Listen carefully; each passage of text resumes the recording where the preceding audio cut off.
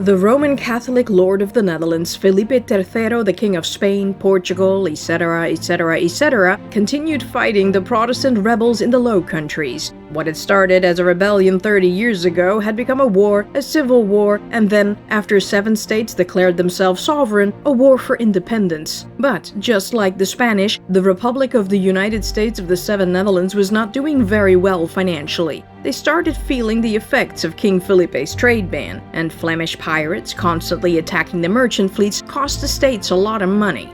So the rebel government had decided to seize the harbor towns on the Flemish coast and drive the pirates out. The Captain General of the various states' armies and navies, the 32-year-old Count Maurits van Nassau, argued against the States General and Attorney General Johan van Oldenbarnevelt about this campaign, but he marched out anyway. However, as he and his generals had predicted, Archduke Albrecht of Austria, King Felipe's governor-general in the Low Countries, followed him with a hastily assembled army. They clashed in Newport, but Maurits and his well-trained army ultimately won the battle using new battle tactics. However, the victory at Newport was only a moral victory because nothing had changed. No territory was gained, and though Albrecht felt defeated, he quickly made new plans. The southern Netherlands, loyal to their lord, were pretty mad about the whole thing and worried about losing more territory to the Republic. So they sent negotiators to the rebel Netherlands to talk peace.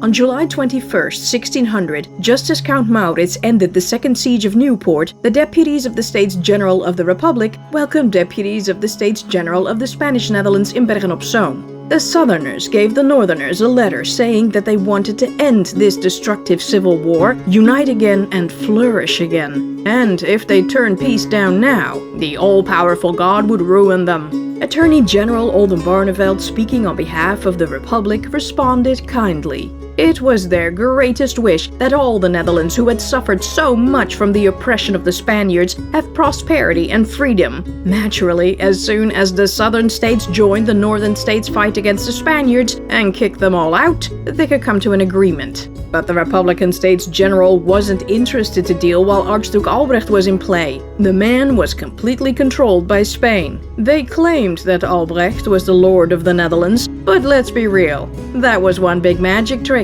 to fool everyone into thinking something had changed. Oldenbarnevelt warned the southern representatives never to assume that Archduke Albrecht was actually interested in their well-being, religion, freedom, or justice. The Southerners replied that they had absolutely no evidence of the Archduke's wrongdoing. Come on, guys, let's meet.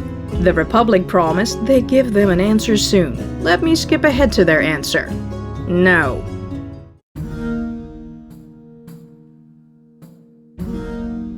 The siege and battle at Newport had tuckered both parties out, and the rebel and Spanish armies retired for the winter. Some unemployed states troops plundered their way through neutral territories, but they also pillaged Republican-held Gelderland. However, most guns for hire went to the Habsburg Empire to fight battles against the Great Ottoman Empire in the Long Turkish War. You know, for a change of scenery. In September, the rumors about Count Maurits striking Oldenbarnevelt across the face during the siege of Newport reached Queen Elizabeth I's court in England. She sent over Noël de Caron, Lord of Schonewald, to mediate between the two of them. But the rumors were denied as fake news, a Spanish slander campaign. Queen Elizabeth was relieved to hear it was all a nothing burger, but warned the States General not to ruin themselves. She had heard there was a lot of rivalry between and within states, like the infighting among the nobles in Friesland and Groningen who refused to pay the Republic's taxes. If they didn't show a united front, other sovereigns might think the States General had no clue how to govern a country and take over from them. The situation in Groningen was resolved when the States General sent the stadholder of Friesland, Groningen and Drenthe, Count Wilhelm Ludwig von Nassau, with troops into Groningen city to disarm the citizens and force them to pay up. Then they built a citadel, just to show them who's boss.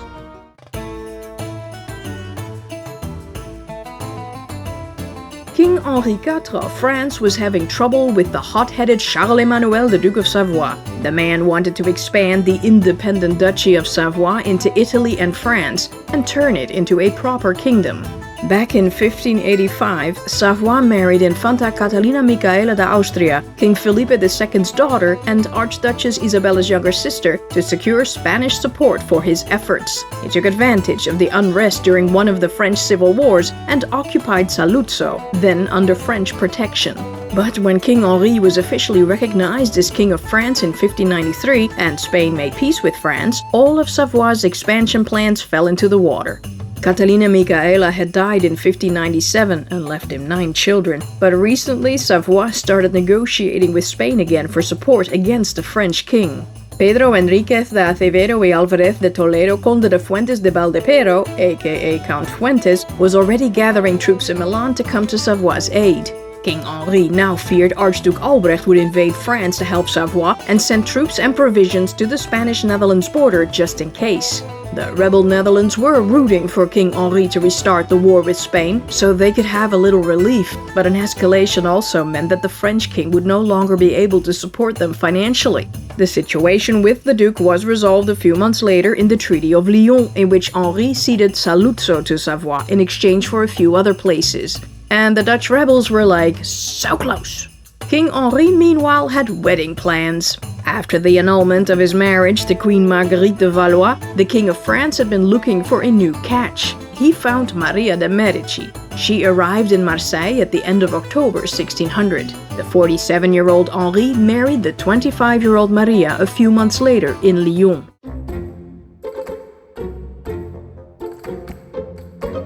When King Felipe III de España was born, his survival had been pretty much touch and go, but he defied all expectations by remaining alive. But his upbringing wasn't all that. His father, King Felipe II, had learned from his mistakes with Don Carlos, and Felipe Jr. wasn't allowed to participate in much of anything, learn languages, or even get a proper education. Little Felipe had heard the rumors about how his older half-brother Don Carlos had ended up insane, locked up, and dead.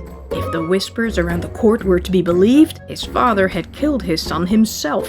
In 1597, King Felipe Sr. finally allowed King Felipe Jr. to attend the meetings of the Junta de Noche. This committee prepared summaries of the problems in the realm for the king. It had been created to streamline and reduce the immense stacks of papers on the late king's desk. From this junta, Philip Jr. learned about government. The Infanta got immersed in politics. He had good insights and displayed courage. He shared his father's religious zeal but was not vengeful, arrogant, or malignant. His coming to power promised a new golden century. The Infanta Felipe only had one friend while growing up, his chamberlain, Don Francisco Gómez de Sandoval y Rojas, Marqués de Denia. When the uber-jealous King Felipe saw his son enjoying the Marquis's attention, he wanted him gone. At the advice of his counselors, he promoted Felipe Jr.'s bestie away from court. He made him Viceroy of Valencia, believing it ended the relationship. But within hours of King Felipe II closing his eyes forever, his son sent for this man and made him the Duke of Lerma, a Spanish grandee, and appointed him as his valido, royal favorite, and first minister. The Duke of Lerma was not particularly gifted in anything. He was no soldier, no lawyer, and no priest. But the dude ran with it, and I mean ran with it. He surrounded himself with a team of people he trusted and distributed the most important positions at the king's court among members of his family and friends. And if someone wanted to give the king information, they had to go through him in writing. And Lerma knew how to make a buck or two out of his position, and by a buck or two I mean millions upon millions. Foreign diplomats were only allowed to speak to him if they brought big bags of cash. King Felipe had an affectionate, close relationship with his wife Margarethe van Oostenrijk. The deeply religious German woman hated Lerma's influence over her husband and government affairs. She was astute and skillful in politics, but when Margarethe made the mistake of talking to her husband about some policies, Lerma punished her so severely that she backed down.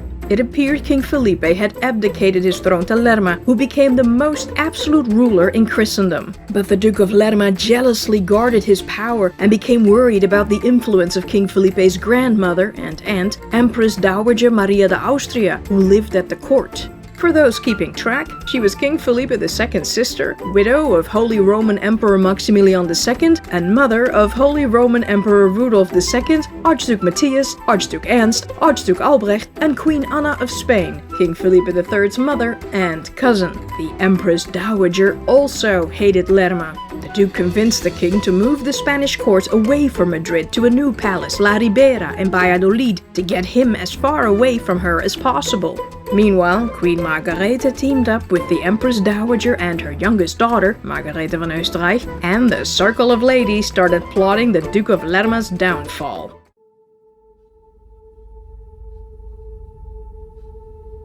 Archduke Albrecht had quickly rebuilt the damaged forts around Ostende, which made sense. However, when the Archduke started adding new defensive structures and brought in extra troops from Spain, Count Maurits was certain Ostend would be besieged. Ostend was a very well-fortified harbor town with 3,000 inhabitants. The rebel enclave deep in Spanish Netherlands territory was a convenient base of operations for military and plunder campaigns in Flanders. The Flemings longed to pull the thorn out of the Lion of Flanders' claw and offered the Archduke a ton of cash to capture Ostend. Albrecht eagerly took the deal. The money would go a long way to pay the mutineers' salaries. But, how long had it taken the late Governor-General Alessandro Farnese to seize Antwerp? 18 months? Well, he'd take Ostend if it took him 18 years. Yeah, that's not the plan, but sure. Oldenbarneveld wanted Count Maurits to head out to Flanders immediately before the Archduke completed his preparations at Ostend. But the Captain General had a better idea. Let's go east, draw the Spanish away from Ostend, strengthen the eastern border, and mess with the Spanish supply lines. Of course, this had nothing whatever to do with the fact that Johann Wilhelm, the Duke of Jülich-Kleverberg, had seized the county of Meuse after Countess Anna Walburgis von Neuena-Meuse had died. Anna was the widow of the late Count of Horne, whom the Grand Duke of Alba had ordered beheaded with the Count of Egmont at the beginning of the revolt, and the widow of Adolf von Neuena, who had been Maurits' predecessor as stadholder of Utrecht, Gelderland and Overijssel. The stadholder had done her a favor by returning Nijenborg Castle to her back in 1595. Anna had left the county of Meuse to Maurits in her will, and he wanted it back. But yeah, draw troops away, secure borders, stop supplies, let's go! Oldenbarneveld wasn't interested, but when envoys from the Rhine area arrived in The Hague to warn the States General that they believed the Archduke would soon besiege them, the government signed off on the campaign in the east. In the middle of all the pre-campaign jitters, Count Ludwig Gunther von Nassau married Anna Margarethe von Manderscheid-Gerolstein. During the 5-day wedding celebration, all the Nassau cousins were constantly huddled together, discussing battle plans, the groom included. Anna had to wave her new hubby off mere days after the wedding as the state's army of 10,000 headed east and arrived at Rheinberg on June 12, 1601. And the citizens there were like, "Aw man, not this again."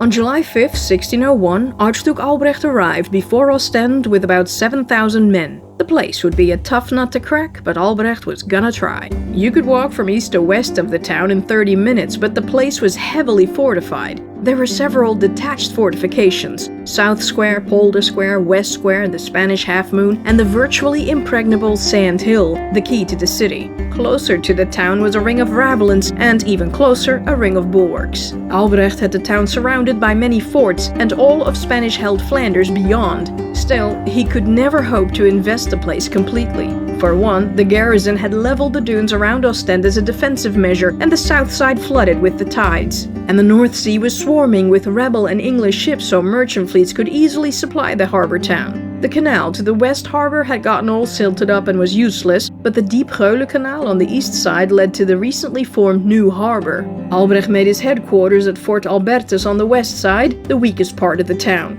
Count Frederik van den Berg, Maurits' cousin from the Roman Catholic branch of the Nassau family, occupied Fort Bredene on the east side. He would try to take the New Harbor, or at the very least make it very difficult for ships to enter. But he'd have to find a way to get the cannons close enough to prevent the fleets laden with soldiers, supplies, and munitions from making port.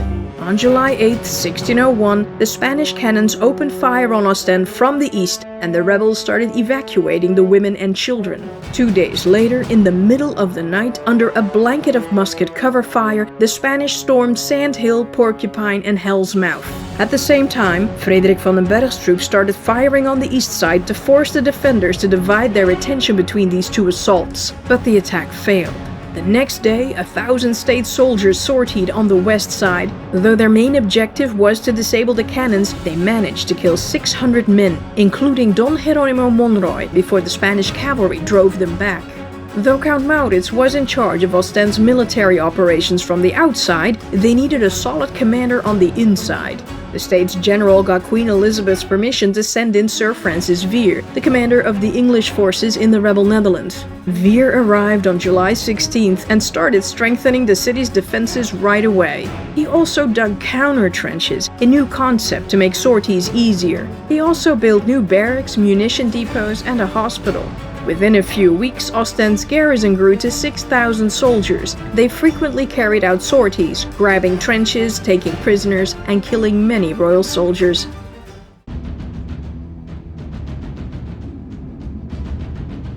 The governor of Rheinberg, Don Jeronimo Lopez, commanding a garrison of 3,000 men, constantly sortied to hinder Count Maurits's digging efforts. Meanwhile, the stadtholder built 14 redoubts around the town and placed 2 cannons on each. On July 16, 1601, Count Maurits blew up a particularly troublesome fortification outside the town. The explosion took 200 soldiers up into the air with it, and 2 Italians even landed in the state's camp. One of them was only lightly injured and told the Count about the conditions inside Rheinberg. They were not good.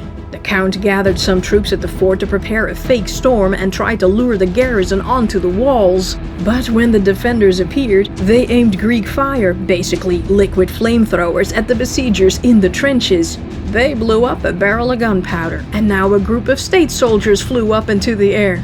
Maurits's other cousin, Count Herman van den Bergh, arrived with 5,000 foot and 2,000 horse to relieve the city, but he left when he saw the defenses. On July 26th, the state's mines blew up the Castle Gate. A few days after that, Rheinberg surrendered. The garrison could leave with honors of war, and though public Roman Catholic worship was forbidden, Count Maurits guaranteed no inquisition into household or conscience. The stadtholder headed for Meuse next. The moment those in the town caught a glimpse of the artillery, they surrendered. Count Maurits of Nassau was then inaugurated as the Count of Meuse. Then Sir Francis Vere asked the States General for 2,000 extra men, including his brother Horace Vere's regiments. The States General ordered the stadtholder to send them at once. Maurits refused, until he received the second summons. Now Vere had 8,000 men to defend Ostend, while the Spanish numbers on the outside rose to 25,000. But Maurits, left with only 8,000 men, was forced to abandon his campaign.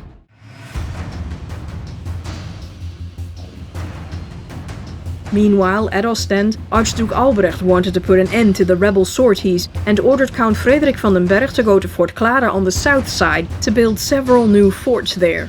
Charles Bonaventure de Longueval, Count of Bucquoy, took over command of the Bredene fort. On the marshy west side, the cannons couldn't be placed close enough to damage anything, so the besiegers ingeniously sunk large wicker baskets, 20 feet long and 15 feet deep, filled with rocks and sand into the abandoned West Harbor. They then placed half-cannons on these so-called sausages. The artillery did serious damage to the fortifications and the city, killing soldiers and citizens inside. The English garrison instantly sacked all the houses of the fallen citizens, some even before their owners' bodies hit the floor. When some complained about this, Vere told them that these homes were like stranded ships. Free game. The besieged then breached the dike between the Half Moon and the Porcupine. The seawater came rushing in and flushed out the sausages, cannons, and the men. But the salty water also eroded the town's own defensive works.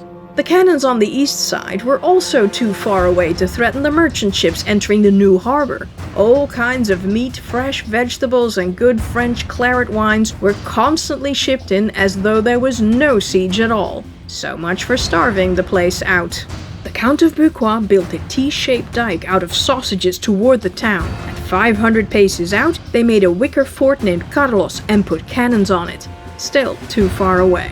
Vere built a Half Moon opposite Fort Carlos, and its 7 whole cannons started blasting. The Spanish cannoneers were protected from gunfire by a defensive wall, but Vere's men took aim at the top of the dike, making it practically impossible for soldiers to get to and from Fort Carlos. Then, While inspecting Sandhill, Veer was struck in the head by a piece of iron. The doctors told him that he couldn't recuperate in the town because of the constant noise of the unrelenting cannon fire. He left for Zeeland, and Governor Karel van der Noot took over his duties.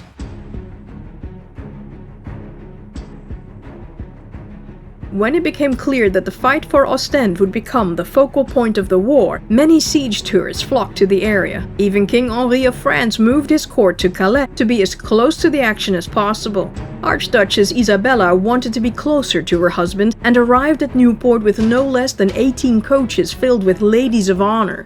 On her frequent visits to Fort Albertus, Isabella would get impatient when she didn't hear the guns. She often went out to caress the 40-pounders to encourage the cannoneers, much to the excitement of the men. Isabella reportedly vowed not to put on clean underwear until the siege was over. So this siege had better not last more than a week then. By September, Albrecht had built a road to connect all the forts surrounding Ostend. There were now 50 siege guns in play, firing some 1,000 cannonballs at the town each day. The Spanish soldiers at Ostend worked their fingers to the bone day and night, digging trenches while constantly getting shot at from the town. They were basically digging their own graves. But Archduke Albrecht didn't flinch at the sight of the bodies piling up. The ex-cardinal proclaimed, "Their souls are for God, and their bodies for the king." He simply brought in new volunteers, and plenty answered the call, not for God, king, or country, but for money. Pioneers were paid 5 instead of 2 stuivers per day. Meanwhile, Sir Francis Vere had recovered enough and returned to the town. He wanted the States General and Count Maurits to act to relieve the city. The Count would do nothing of the sort. Winter was coming, and the States General figured that Albrecht would soon break up the siege. The Archduke, on the other hand, figured that winter storms would disrupt the supply line into town. So he built wooden barracks to house his soldiers for the winter. The besiegers also started with the construction of large platforms to improve the range of the cannons. Luisbos and Groenendijk on the east side, and on the west side stood a 130-foot tall platform called Grote Kat, Big Cat. Its 8 cannons threatened the entire city, while Luisbos scared the bejesus out of the settlers, but the promise of extra fees kept them coming. The seawater had been steadily eating away at the Porcupine Fort, so the besieged strengthened it with wickerwork, timber, and palisades, which the Spanish then set on fire. The men trying to put it out had to brave the icy waters below, the flames in front, and the besiegers' gunfire in the back. But it burned for days despite the tidal floods. Still, no one even considered surrendering.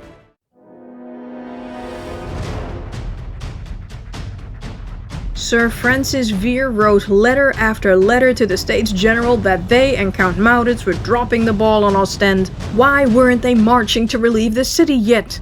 Well, the Stadtholder wasn't stupid. Half his forces were already stationed in Ostend, and a direct assault on the Archduke's 25,000 with a small army would be doomed. The best way to help was to draw the Spanish troops away. So, Maurits took 73 company foot and 33 squadron horse into Brabant to besiege 's-Hertogenbosch. Besieging Den Bosch was challenging because it was surrounded by marshlands. It's why it was called the Swamp Dragon. Still, the Count figured the town would surrender quickly. Governor Antoni Schets, Baron of Grobbendonck, only had 2 company foot and 2 squadron horse, and the citizens, though faithful to Church and King, had never allowed any Spanish soldiers inside the town. Grobbendonck pleaded with Archduke Albrecht to relieve them immediately. The Archduke weakened his forces at Ostend and sent Count Frederik van den Berg over with 7,000 foot and 1,500 horse. Meanwhile, Maurits's cannons had no effect. The townspeople had taken countermeasures. They'd put a thick layer of sand on attic floors and placed barrels of water on every street corner to put out any fires. Winter came early that year, but the state's trenches managed to reach the moat. On November 24, 1601, Count Frederik van den Berg arrived. That night, Commissioner General of the Cavalry, Giovan Giacomo Barbiano di Belgioioso, got 800 foot into the town through a secret pass. Count Maurits was stunned to see that the city suddenly allowed a royal garrison inside. When another force entered the town unseen, the Stadtholder knew the siege was over. At least, he'd successfully weakened the force around Ostend. However, Maurits now feared Count Frederik might take advantage of the frozen rivers and lakes and simply waltz his army straight into Holland. So the Count broke up the siege and fell back to defend that state.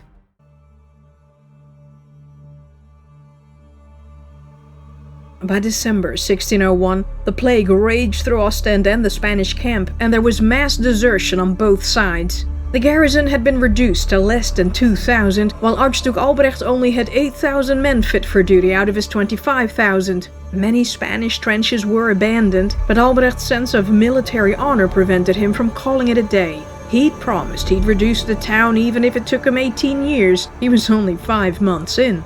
On December 4th, the royal soldiers made a breach between the Porcupine and the Hell's Mouth. The Spanish stormed it, but they were beaten back and lost another 500 men in the process. Another charge on the Polder Square was also repelled, but only just. The situation in Ostend grew more dire. The reinforcements hadn't arrived yet, and General Veer didn't have enough men to maintain or even occupy the external works. On December 23rd, Veer found out that Albrecht, aware of his problems, planned a large assault that night. He quickly sent a drummer boy to the Porcupine Fort to request a parley. When people found out about this, they were furious. Another Englishman selling out the town for his personal gain. Albrecht preferred taking the town by force than by negotiation, because there was no glory in a surrender. But his generals convinced him to end the bloodshed and deal. The parties agreed to a truce. But the moment the Spanish negotiators arrived on the town's west side, the drums beat the alarm on the east side, calling everyone to arms. Veer was enraged that the truce was broken and sent the men away again. Veer now told his commanders his plan. A cunning plan. A dishonorable plan. He'd started negotiations with Albrecht only to buy time. The moment reinforcements arrived, the talks were done. He had already bought another 24 hours by arranging the false alarm. The next day, December 24th, Albrecht, believing Veer's lie that it had all been a misunderstanding, sent the negotiators back in. Veer welcomed them with open arms and started talking about everything but the terms for surrender. Finally, the men demanded that he should state his business. Veer told them, His Highness only has to withdraw from before Ostend and leave us, his poor neighbors, in peace and quietness. This would be the most satisfactory negotiation possible and the one most easily made. The men were stunned. They weren't there to negotiate the Archduke's surrender, but his. Give up already. We know you got no more soldiers left. Quit stalling and abandon the ruined little nest. On Christmas morning, Albrecht and Isabella had gotten all dressed up and eagerly waited for the keys of the city to be handed to them, their Christmas gift. And thousands of locals held a huge carnival to celebrate the end of the siege. But the wind had changed overnight, and a little before noon, 3 rebel ships sailed into the harbor laden with fresh troops. Veer instantly dropped the negotiations. The festival ended abruptly, and the furious Archduke locked himself up for days, refusing to speak to his treacherous generals who had talked him into these fake negotiations. Veer had only received 600 men, but it was enough to fill the gaps. He now heard that the dreaded assault would take place in January. The general quickly demolished several houses so they'd have wood, iron, and stone to fill any breaches as soon as they were made, and got everyone ready. Bring it on!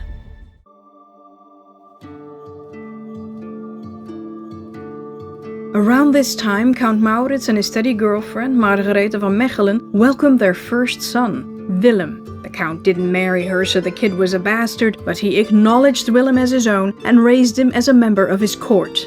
At the end of 1601, the curator of Leiden University received a curious request from Count Maurits. Could he see the archives with the plans to make his father, the Count of Holland and Zeeland, please, pretty please? Maurits may have just been interested in his family's history, but the curator told Oldenbarneveld. The Attorney General smelled a rat. He had just received a delegation from Zeeland who told him that Holland should make Maurits their count and they would follow suit. The stadtholder had earned it, his father had almost had it, and it would look better to the foreign countries who were confused by the Republic's government. Oldenbarneveld told Zeeland that they should make him their count first and Holland would follow. But the stadtholder expressed no further interest in the matter. The regions of Holland feared that their powers would be reduced under Maurits and preferred the confusing status quo. But, as a preemptive measure, the states named Maurits Prince of these lands. It's something. Meanwhile, Count Maurits' eldest half-brother, Prince Philips Willem of Orange, who the stadtholder was trying to avoid like the plague, was eager to make himself relevant in the Low Countries. He couldn't enter the Republic because he was a Golden Fleece Knight and a member of the Council of State of the Spanish Netherlands. In January 1602, the Prince of Orange headed for Spain to congratulate King Felipe and his wife Queen Margarethe on the birth of their daughter Anna Maria Mauritia de Austria Styria. While there, he asked Felipe to restore some properties to him, like Grave, so he could be inaugurated as the Count of Grave in the land of Cuijk, but the king was no help. On his way back, the prince swung by his stepmother Louise de Coligny, who was in France working on getting King Henri to help the Republic some more. He asked her how he could get more involved in the rebel Netherlands. She suggested he talk to the rebel envoy in France, François van Aarsens. Van Aarsens reported the conversation to Oldenbarneveld. Philips Willem complained that the war went against the law of the sovereign, even God himself. He felt that the people wanted peace, but that the war continued because of a few power-hungry statesmen. The prince planned to use his authority to make peace and restore safety, rest, trade, and well-being to the subjects and make the Low Countries beautiful again. Van Aarsens told him that though they welcomed mediation from the son of the man who had founded the nation, the United States couldn't and wouldn't negotiate with the Spanish because they were lying, scheming bastards. No offense. None taken. They didn't know this, but Philips Willem had actually rejoiced at Count Maurits's win at Newport. Van Aarsens also told him that the people of the Republic weren't forced to do anything. They were in charge of the government and gladly bore the cost of the war because they didn't want to return to the pain and suffering they had endured under Spanish rule. He wished the prince nothing but good things, but he was sad that he allowed himself to be used to destroy the country and state that his father had founded and had signed for with his blood. Oldenbarneveld withheld Van Aarsens' report from the government and the Nassau family. This turned out to be a bad call.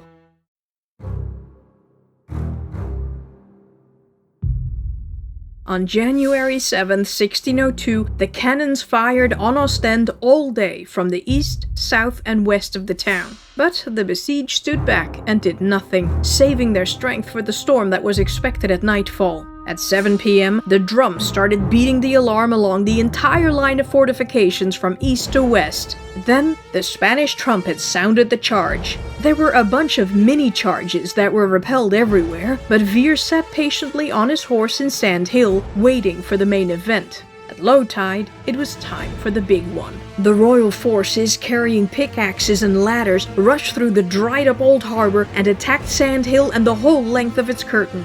Behind the troops stood the Spanish cavalry, ready to saber anyone who wanted to walk away from the storm. The Spanish quickly captured all the squares, but right then, Vere ordered to light the pine torches, tar barrels, and other heaps of flammable material in Porcupine, setting the night ablaze. In the light, the royal soldiers were now an easy target, and Ostend cannons loaded with nails, scrap metal, and chains blasted away. Many assailants fell like apples when the autumn wind blows through the orchard. But the Spanish closed their ranks fast and kept coming. The forward troops climbed up the shattered counterscarp where they faced the English, Hollanders, and Zeelanders, who pushed them off with pikes and long daggers. They hurled burning ash, stone, rubble, and flaming pitch hoops at them. Anyone who climbed up fell to their deaths. The battle raged for 2 hours, and the Spanish couldn't make a breach anywhere. Still, the cavalry pushed the reserve forward, forcing the royal soldiers to climb over the dead bodies so they could place their ladders and scale the walls. The Spanish never stopped coming, and the rebels never stopped firing. When the tide came in around midnight, Vere opened up the town's sluice gates to let loose the waters he had stored in the city's canals earlier. And whoosh! There the attackers went, drowning in the fast-rising waters. The assailants now had 3 choices: go to the city and be shot, return to the shore and be sabred by their cavalry, or drown. It wasn't until the first cavalrymen were dragged away by the rushing water that the call for the retreat sounded. Those royal troops who had occupied the squares realized too late that the storm had failed and were all butchered. In the east, the Count of Bucquois was delayed deploying his troops. By the time everyone was ready, it was high tide, and his men refused to move. Then some rebels of the Half Moon Garrison showed up in Bucquois' camp. They were deserters and offered to lead the Spaniards into the fort. Bucquois eagerly agreed, and his men walked right into a trap. Only a few escaped. In the end, nearly 3,000 besiegers died, at least a quarter of Albrecht's available troops, and many were wounded. Of the garrison, 60 died, with 30 wounded, including Sir Horace Vere, who got a massive splinter in his leg. Once the water receded, the besiegers launched a counterattack and plundered the bodies. Among the dead, the men discovered a body of a young Spanish girl dressed as a man. Badass. The besiegers asked for a 4-hour truce to collect and bury the dead, and the besieged agreed. Archduke Albrecht, enraged about the failed storm, wanted to try again a few days later. However, the Spanish and Italian soldiers mutinied. They were furious that they had been used as mere cannon fodder and that their own cavalry pushed them to their deaths, that Albrecht had replaced their experienced commanders with the Archduke's incompetent friends, and that he and his wife kept parading around their wealth while they were left dying in the trenches. Albrecht refused to give in to mutineers again, so he ordered 50 men to be strangled and sent another 150 to Federico Spinola's fleet in Sluis to become galley slaves. That ended the mutiny real quick.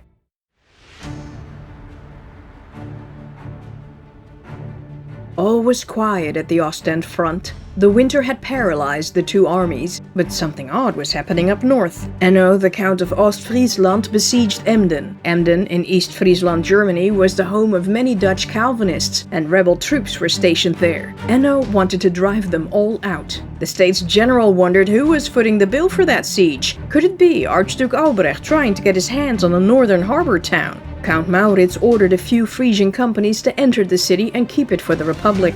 Enno was forced to accept Dutch occupation in East Friesland and pay for the rebel garrison in the Treaty of The Hague. Despite a few later attempts to recover Emden, the town basically became a vassal state of the Republic for the next 150 years. In March, the States General recalled Sir Francis Vere because of his dishonorable fake negotiations and replaced him with Frederik van Dorp, a Zeeland colonel. They would also switch out the complete garrison every 5 to 6 months. The new garrison that came this month worked on fixing and extending the defensive works. They demolished some houses and rebuilt them elsewhere in the town. They placed shields in the streets to protect people from projectiles launched into the city. You see, the women and children had gradually been returning to the town. Despite the high costs, the Republic was more determined than ever to keep the town. Archduke Albrecht was more determined than ever to take the town. He brought in a host of Italian engineers, military mechanics, and pyrotechnicians. He offered them 100,000 crowns if they could think of anything to take the town. Meanwhile, Francisco de Mendoza y Mendoza Almiral de Aragon, who had been captured at Newport, was out on bail, pending his formal release. His freedom was bought for 100,000 Flemish crowns, made payable to Count Ludwig Gunther. The asking price had been 500,000 crowns, but since the deal included the release of all the rebel prisoners in Spain's hands in any part of the world, the Nassau family agreed. Among these released prisoners now returning to the Republic was a galley slave who had served in Federico Spinola's fleet, whose name will always be remembered as Piet Pieterszoon Hein. So, remember it.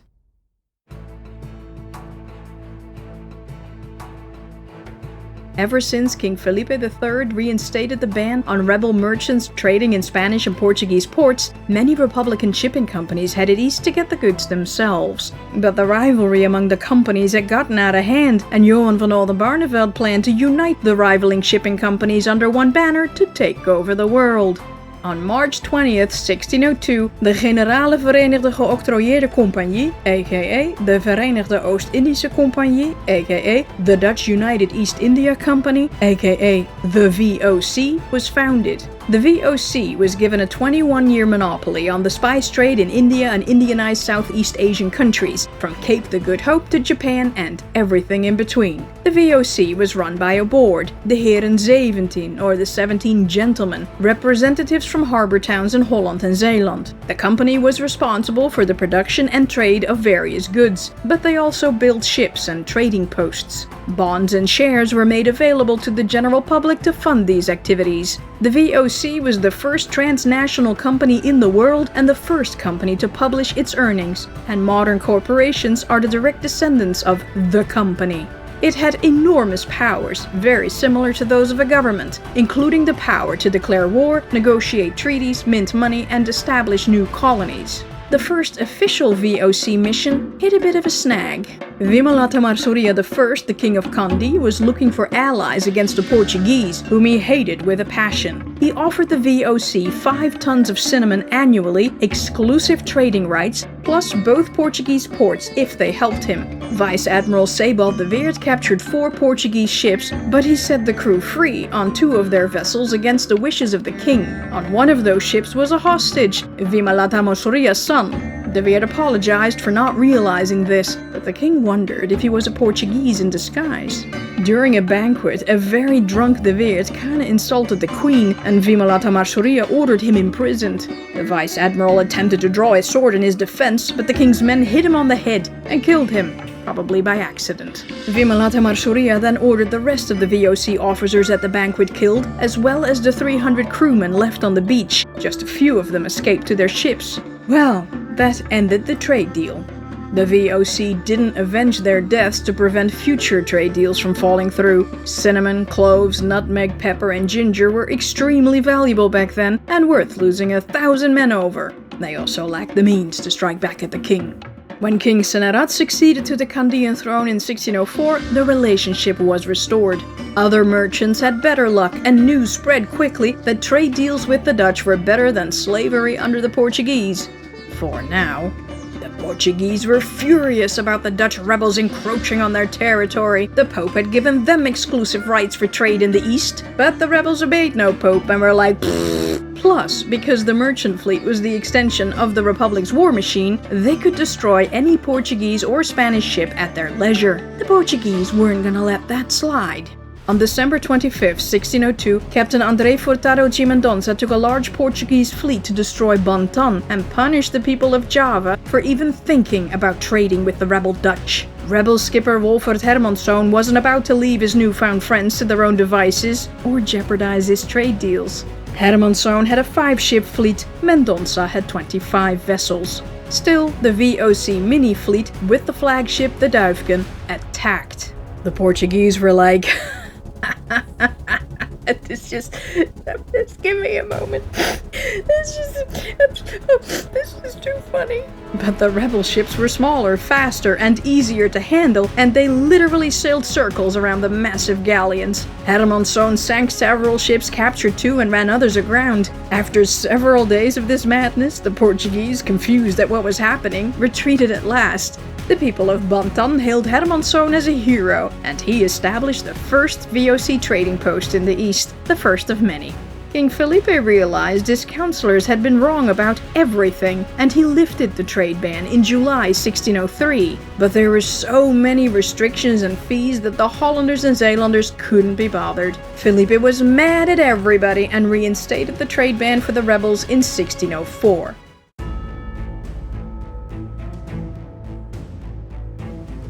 The plague continued to rage inside and outside Ostend all through summer. Though Van Dorp had built new barracks to improve hygiene and instated plague doctors, about 80 people still died every day. They had to raise the cemetery inside the city to make room for the extra bodies. Meanwhile, the Spanish camp dealt with the plague, diarrhea, and hot fever. The States General decided that since a small force couldn't lure Archduke Albrecht away, they tried with a large force. Sir Francis Vere pushed for a new campaign in Flanders to save Ostend and keep the French and English happy, but the Nassaus hated the plan. And Vere. They thought he was irresponsible, with an overinflated sense of self in England, who didn't care for the cause. As Count Willem Lodewijk bluntly put it, "'Tis astonishing that the evils already suffered cannot open his eyes. But after all, 'tis no marvel. An old and good colonel, as I hold him to be, must go to school before he can become a general, and we must be aware of committing any second folly, govern ourselves according to our means and the art of war, and leave the rest to God."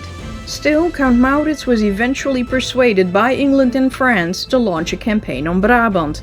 Everyone fully expected him to simply march through Brabant, grab a few towns along the way, and head for Flanders to relieve Ostend, all in a single summer. The States General assembled the largest army for the Captain General yet, 18,000 foot and 5,000 horse, 36 half-cannons and 9 field pieces. There were 3,000 wagons, plus a large number of camp sutlers and people. Too many people, according to the stadholders. They couldn't feed such a large army. As the state's army arrived at Sint-Truiden, El Gran Capitan del Rosario, Mendoza, in charge of 13,000 foot and 4,000 horse, headed for Tienen near Brussels. Meanwhile, Archduke Albrecht compiled a force of garrisons from towns in the area, and both were daring Maurits to make a move. But the Captain General didn't make a move, and remained outside Sint-Truiden to lure Mendoza to him. But the Admiral, remembering Newport, refused to engage in a field battle with Maurits. He stayed entrenched and hoped that if he dodged the state's army long enough, the rebel soldiers would get hungry and go home. This stalemate was an embarrassing look for Count Maurits, except this was precisely what the stadholder hoped would happen. He wasn't gonna sacrifice a ton of his men to attack an entrenched Mendoza just for glory, and Maurits hated field battles. The stadholder retreated, reduced his army size, and checked the wish list he had made with Willem Lodewijk. He'd crossed Rheinberg off the list, 's-Hertogenbosch was considered too strong, so Grave.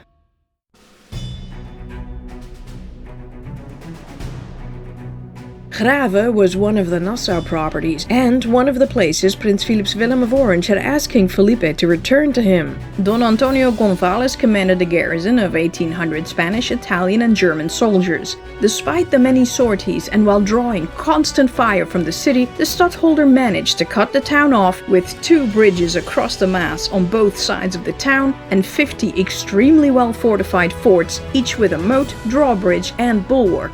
It was massive, and it took 5 hours to walk the circuit. The wondrous construction was marveled at by many local and foreign spectators. Troops stationed on the east, south, and west of the town started digging deep and wide trenches toward the city, deep enough that a man could stand in them without his head sticking out above it, and so wide that a carriage could easily transport the cannons. The citizens of Grave hoped that Admiral Mendoza, who had just been formally released, would relieve them. Albrecht's war council discussed the best course of action. Should they relieve the town or draw Maurits away by besieging another city? On August 10, 1602, despite lacking supplies, Albrecht ordered Mendoza to march out. When he arrived, the admiral saw the fortifications were in such an advanced state that he could do nothing. He did attempt an attack on what appeared to be a weaker part of Willem Lodewijk's camp, but failed.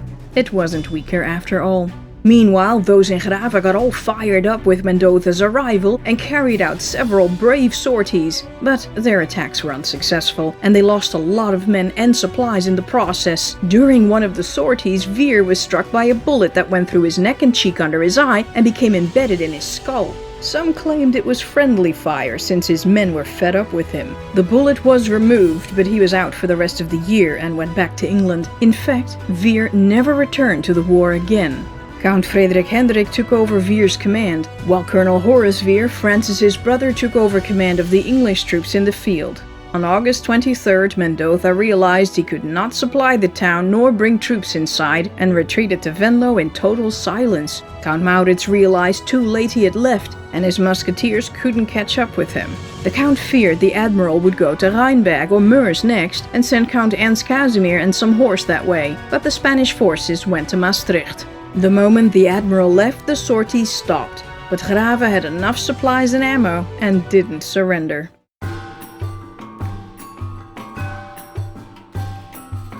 While at Grave, Count Maurits received a visit from ambassadors of the King of Achem of Sumatra. In exchange for trade deals, they wanted the Emperor of Holland to teach them his military techniques, so they could use them to fight their enemies back home. The stadholder was only too happy to enroll them in his School of Military Science and help the newly founded VOC out with some pretty sweet trade deals. In September, with heavy rains pouring down, the water levels of the Maas River rose rapidly. Count Maurits wanted to retreat, but the States General sent deputies over to talk him out of it. They stood in the Count's tent, but with the Captain General staring straight at them, no one dared speak first. So they brought out the big guns, Oldenbarneveld. He gave the Count a stern talking to. Maurits was irritated beyond belief to be treated like some petulant child. Luckily for everyone, the Grave garrison had been brought to its knees because of disease, floods, and starvation. And on September 18, 1602, with no relief in sight, they accepted Maurits's terms and surrendered. Soon after, Mendoza was recalled to Spain to answer for the loss of Grave. 10 days later, Count Maurits of Nassau was inaugurated as the Count of Grave and the land of Cuijk. He had cleverly snatched away the title from Prince Philips Willem of Orange. You snooze, you lose, brother mine. On November 5th, the stadtholder went to winter quarters. At Ostend, the most highly praised Italian engineer Pompeo Tarragone arrived, bringing newly invented siege techniques and machinery. Still, everything Tarragone built was quickly destroyed by hotshot, flaming arrows, or the waves, and constructions like a giant rolling fortified barrel and a floating battery failed because of a lack of knowledge of the laws of physics. Maurits was cracking up at the spectacle and said that the ridiculous floating batteries, the castles on wheels, the sausages, and other newly invented machines were rather fit to catch birds with than to capture a city defended by mighty armies and fleets.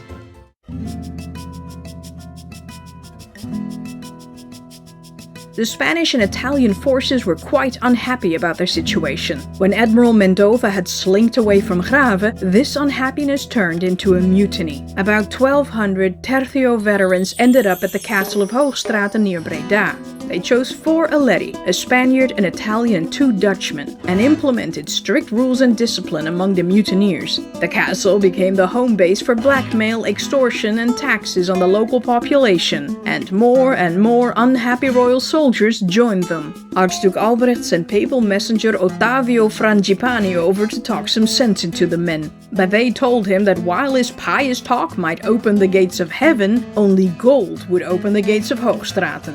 The Archduke declared the mutineers and their wives and children outlaws, banned and cursed, with all their property confiscated unless they returned to service in 3 days. When that failed, he promised the locals 10 crowns for each soldier they brought in, 100 crowns for a superior officer, and 500 for an Aletto, dead or alive. The mutineers released a rather humorous pamphlet in response.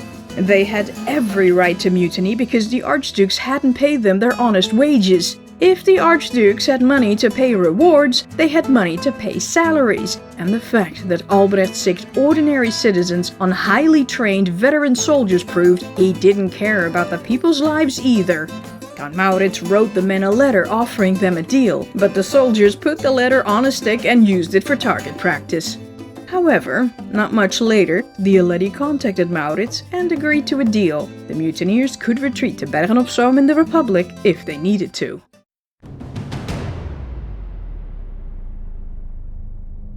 On June 26, 1602, the English warned the Zeeland Admiralty that Federico Spinola had sailed from Spain with 8 brand spanking new galley ships to add to his 6 galleys already in Sluis. The rebels sent out a fleet to intercept him, but they were too late.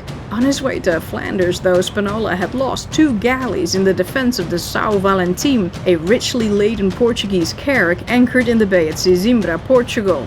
The year before, the Spanish had sent Juan del Águila to invade Ireland with a new armada and help Hugh O'Neill, the Earl of Tyrone, defeat the English in the 9 Years' War. He'd taken Kinsale, but Charles Blunt, Lord Mountjoy, Lord Deputy of Ireland, had driven him out again. Now Queen Elizabeth had sent Sir Richard Leveson with a fleet of 5 ships to Spain to prevent another Irish invasion. But when Leveson heard about the treasure ship, he thought, why not? Why shouldn't I grab it all? And entered the bay. Spinola got away with the San Luis, San Felipe, Lucera, San Juan, Jacinto, and Padilla because the English were more interested in capturing the São Valentim than chasing him. Meanwhile, the States General sent the heaviest sailing vessels to Sluis to prevent Spinola from making port.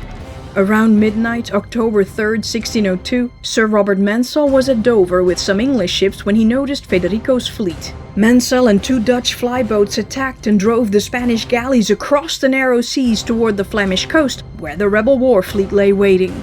Spinola and his men were now sandwiched between 2 fleets. The rebel ship, the Mackerel, fired a broadside at the San Felipe, killing 50 men. Spinola ordered his men to stop rowing and stay still to avoid detection in the darkness, but that plan failed. Vice Admiral Jan Adriaanszoon Kant de Halve Maane, at full sail, rammed the galley and struck her at midships. The mainmast snapped off and the top deck was destroyed. The Halve Maane blasted her cannons right down the middle of the San Felipe to get entangled from the wreck. Moments later, a rebel galleot finished her off. The San Felipe sank, taking all the galley slaves, sailors and soldiers down with her. Another ship rammed the Luthera between the mainmast and the stern, and as she pulled away, she also ran into the Halve Maane. Kant's ships rammed the galley, tore it apart, and sent it straight to the bottom. Meanwhile, the English Victory and two States galleots chased the already sinking San Juan and Jacinto toward Newport, but these ships safely made port. The Padilla wrecked on the French coast near Calais, where the locals chopped it up and used it as firewood. The San Luis, Spinola's flagship with 36 chests containing the troops' salaries, rushed toward Dunkirk, but couldn't enter the harbor at low tide. 10 rebel ships attacked her, but Spinola successfully navigated the San Luis between the Dutch vessels and entered Dunkirk. The Battle of the Narrow Seas was over. The Spanish lost 3 galleys, about 2,000 men, either as casualties or as prisoners. The rebels and the English barely lost anything. Federico Spinola wanted to avenge his defeat on Walcheren, but Albrecht couldn't spare any soldiers. So the admiral spent all winter fixing the damaged galleys and building new ships.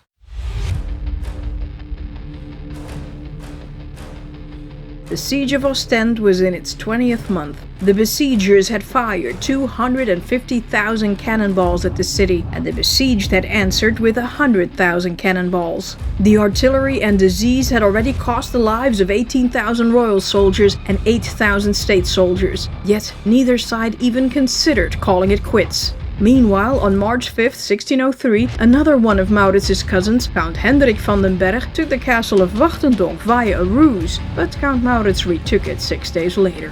The stadholder worried that Bucquoy's dike that was inching ever closer might eventually pay off and ordered the construction of a new harbor. In the spring of 1603, the Luisbos and Big Cat platforms became fully operational, and it became increasingly difficult for the rebel merchants to get supplies into Ostend. But the Spanish government had grown impatient with the lack of progress, while the officers at Ostend were mad that Archduke Albrecht spent too much money on Tarragonese useless experiments. Without consulting Albrecht, Spain replaced Admiral Mendoza with Don Luis de Velasco y Velasco Conde de Salazar and started looking for someone to replace the Archduke.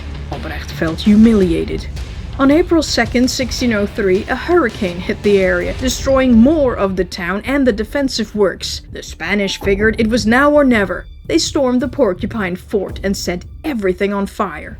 Van Dorp managed to put out the flames himself and beat the royal forces back with his men. But while the rebels congratulated themselves on another win, the drums beat the alarm again. The attack on Porcupine had been a decoy. The actual assault was aimed at the south, the west, and the polder squares. The Swiss and English stationed there beat back the first storm. However, when the Spanish saw many of their buddies lying dead beneath the walls, they swore to avenge their fallen brothers at any price. Behind a bulwark of piled up bodies, they regrouped and attacked with immense fury. The battle raged all night long, and at least 1,500 were killed. But when dawn came, the Spanish were victorious, and they turned the guns of their newly acquired forts on the town's defensive wall. In the ever-shrinking Ostend, the soldiers were packed so tightly that it was like shooting fish in a barrel for the besiegers, and the plague continued to spread. The number of active soldiers in the town was soon reduced to 2,500, as 1,400 lay ill or injured. But yay! Reinforcements arrived, and they brought new cannons.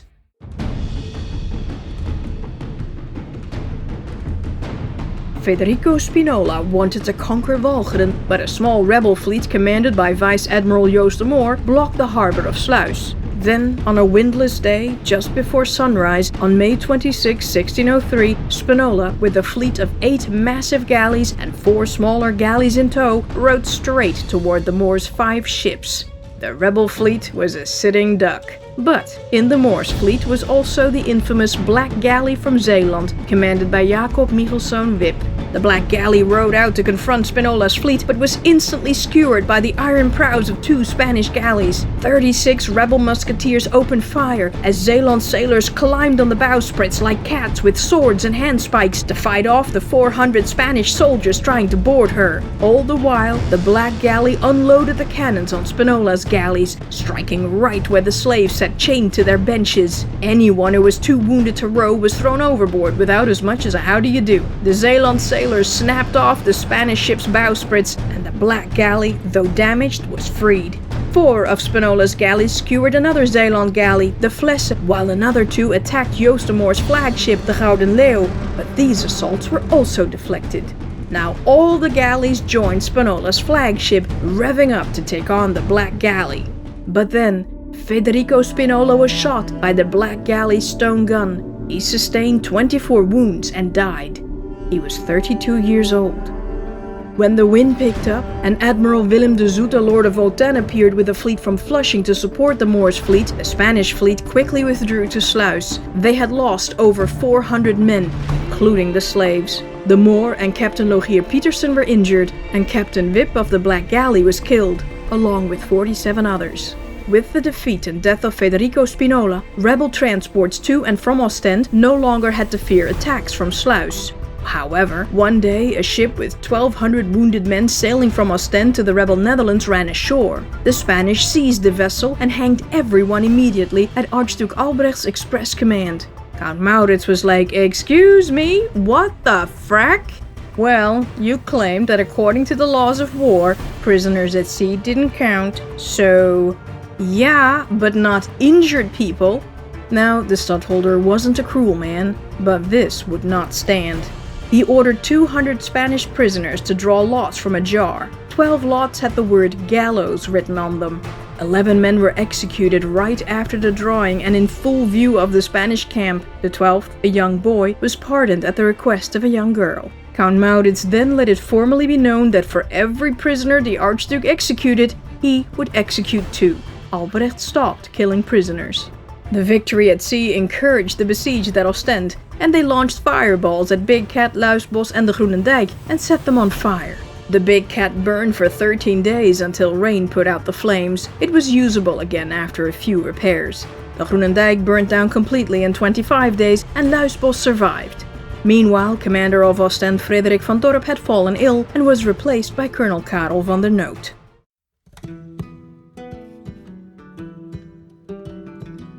On the 3rd of April 1603, or March 24th on the English calendar, Queen Elizabeth passed away in the 44th year of her reign. She was 70 years old.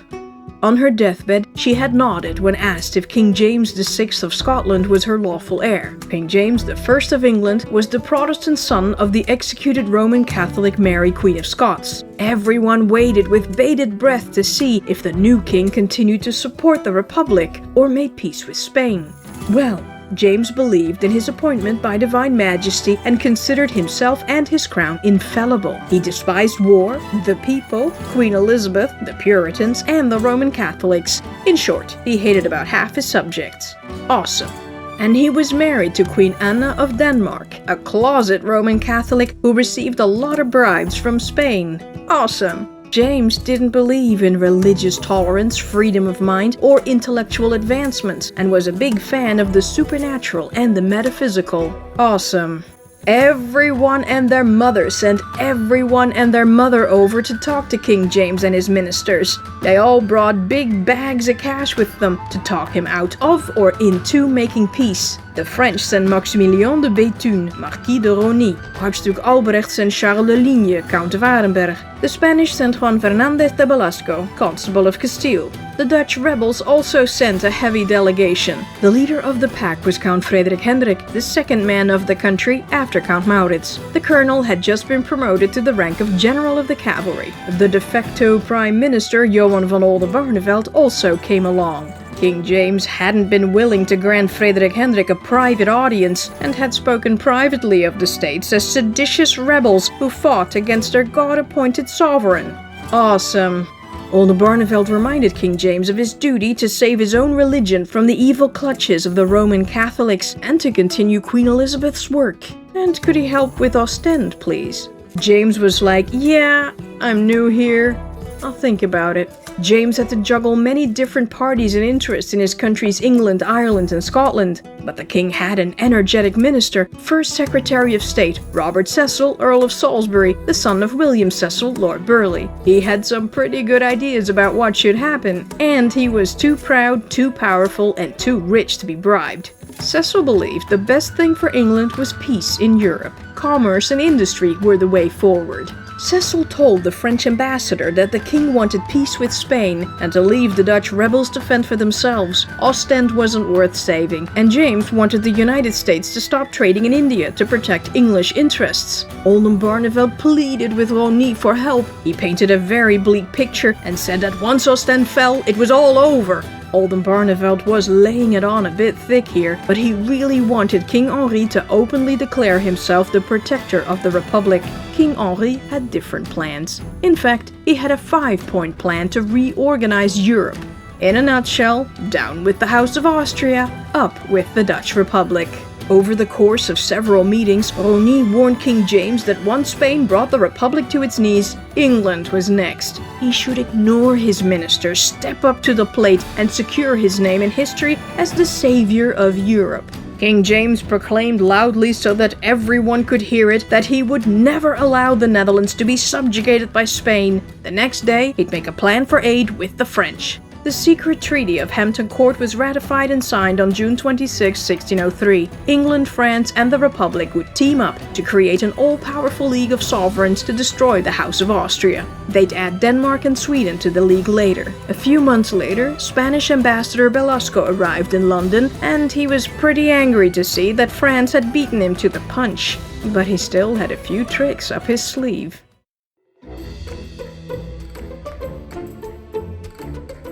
Another 1,500 of Archduke Albrecht's best troops had joined the 3,500 mutineers in Hoogstraten. It had become difficult for anyone to carry goods into 's-Hertogenbosch because the mutineers confiscated everything. On July 6, 1603, Albrecht sent out Count Frederik van den Berg with 13,000 foot, 3,000 horse and 9 cannons to besiege Hoogstraten and force the mutineers to go back to work. The men raced to Count Maurits's camp at Geertruidenberg to ask for his assistance. The Count immediately headed out with 9,500 foot, 4,000 horse and 12 cannons to relieve the besieged serpents, as they called themselves. Cousin Frederik instantly saw the odds were against him and was like, "No thanks." He snuck away in the dark and in silence. Now Count Maurits, cool as a cucumber, entered Hoogstraten accompanied by only 7 men. People were stunned to see the Count, a heretic, daring to move among the serpents practically by himself. The Spanish and Italian veterans gave him an enthusiastic welcome though. They gave him pats on the back as the Count shook hands with everyone.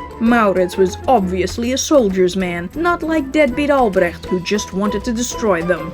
Albrecht didn't care too much. Recently, a richly laden silver fleet had arrived in Spain from the West Indies worth nearly 2.4 million reales, over 10 million in today's dollars. So new troops could be recruited all over Spain, Italy, and Germany.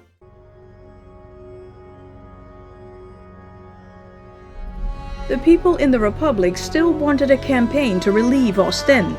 Count Maurits didn't. He wanted to slay the swamp dragon and headed for 's-Hertogenbosch again. The town no longer had a commander and no Spanish garrison, and he hoped that a siege would create a panic inside the city. The Count arrived on August 19, 1603 and started building a circumvallation and a contravallation line.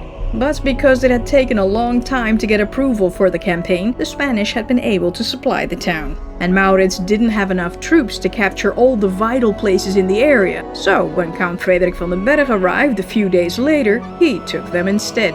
Still, the citizens didn't allow any Spanish troops inside. Frederik figured the town was doomed and told Albrecht to show up in person to talk the city council into accepting a garrison. The Archduke headed over with some forces and started talking to everyone.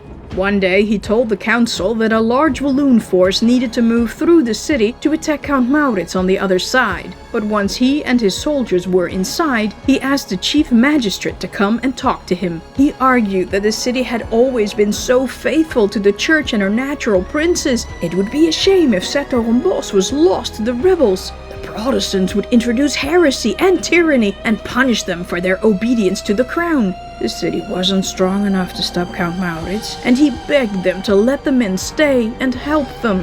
The Archduke's emotional speech persuaded the magistrate. Albrecht left 3,000 men behind, part Walloon, part German, with victuals, ammo, and whatever else they needed, and returned to Brussels. Meanwhile, several vicious and very bloody actions killed many men on both sides. And when Colonel Olivier van den Teympel was riding from the town to camp with a prisoner, Marchesa Malespina, who had been caught a few days earlier, both their horses were struck by a cannonball fired from the city. It killed the horses and shattered both the men's legs. Malespina had both his feet amputated and lived, but van den Teympel died that same day. He was 63 years old. Count Maurits knew that he could never take the town with a garrison inside. Once the weather got colder, the stadtholder went to winter quarters, and the Spanish did the same, except at Ostend, where everyone stayed put. Before he left, Maurits made a deal with the mutineers to temporarily hand over Hoogstraten in exchange for Grave. They would assist the stadtholder's military operations as an independent force until they made peace with the Archduke. The Serpent Squadron was allowed to hold Roman Catholic services, but they couldn't mess with the Protestants. Albrecht had just handed Maurits a highly experienced army on a silver platter. The Archduke was furious about the treaty and threatened to hang one of the captured mutineers. The mutineers threatened that they'd hang the captured amputee Malespina in turn. Albrecht backed down.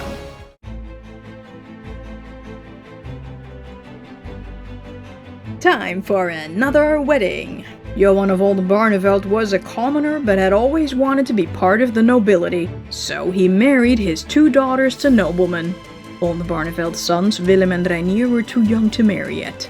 It was uncommon for members of the regency, merchants and tradesmen to marry outside their class. However, the Oldenbarnevelds were moving up in the world. The Attorney General was quite wealthy. He already had means before he married into wealth with Maria van Utrecht. Oldenbarneveld owned acres of land, bought lots of property, got involved in inpoldering or land reclamation, and bought the domains of Berkel en Roderijs and Stoutenburg. This allowed him to collect thousands of guilders in rents, and he became one of the richest men in Holland. Though some claimed his gains were gotten through corruption, this was not true. He skirted close, but rarely crossed the line. But his position of power did allow him to change the laws to benefit himself and his family, and he sometimes did. But this was not illegal, just opportunistic. His eldest daughter, Geertruid, married Reinoud van Brederode in 1597, but she died in 1601. In 1603, Oldenbarneveld's second daughter, Maria, married Cornelis van den Meylen, whose family had entered the nobility only 1 generation earlier under King Philippe II. The wedding celebrations at Oldenbarneveld's house lasted 3 nights with long banquets and lots of music and dancing. Louise de Coligny and Count Frederik Hendrik were there every night. One night Count Maurits appeared to impress everyone with his wicked dance moves. There seemed to be no hard feelings at all between the stadtholder and the Attorney General.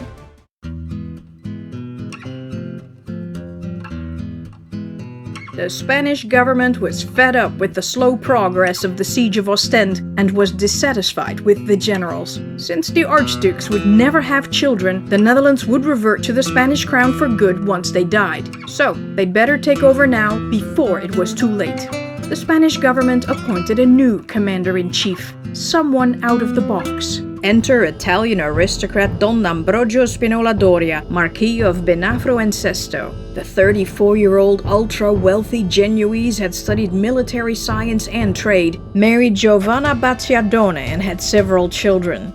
Yet, like his younger brother Federico, he craved fame and glory on the battlefield to raise the profile of his house. Ambrogio was unable to secure a proper military position back home, so he offered his services to the King of Spain. He had no real experience as a soldier or commander, though he and his self-funded army had helped Mendoza in the relief of Grave. After the death of his brother Federico, Ambrogio headed for Spain with a proposal. In return for funds, he demanded to be put in charge of the siege of Ostend and, when successful, all the Spanish armed forces in the Netherlands. It was an unusual experiment, but King Felipe gladly accepted his help. Albrecht was told to stand down. The veteran commanders at Ostend weren't impressed to have a noob as their commander-in-chief. But the moment Ambrogio Spinola arrived, he rolled up his sleeves and went to work so effectively that he quickly put all the veterans to shame. Spinola was, how should we say, a badass. For a man who had probably slept in feathered beds his entire life, he had no problem lying in the trenches with a cannon for a pillow. Though Spinola never lost sight of the fact that he was the man in charge and demanded strict obedience, he wasn't arrogant like many of the Spanish commanders. He dressed in simple outfits, was out in all weather, ate the same terrible food as the soldiers, and kept watch with the men in the most dangerous trenches. He took the time to talk with everyone, patiently listening to the lowest-ranking soldiers' complaints and resolving all their issues immediately. He removed incompetent field marshals, held a tally and deleted 3,000 non-existing men off the payroll, reintroduced strict martial law, paid the soldiers back pay, and ended nearly all mutinies. Plus, he made excellent trade deals with all the army suppliers. Spinola instituted a system of rewards and encouragements, divided the soldiers from different countries into different groups and gave each a task. This increased rivalry between the countries, which vastly improved productivity. He was charming and persuasive, but also reckless and frequently exposed himself to unnecessary danger. Both the Archduke and the government in Madrid told him to be more careful. A lot. We've heard this before. In short, he was the Duke of Parma 2.0, who, incidentally, was also an Italian. In no time, all the soldiers and commanders admired and loved him. The troops got encouraged, and those in the Republic got a strange feeling that this might just be the guy who could end the Ostend siege, and more.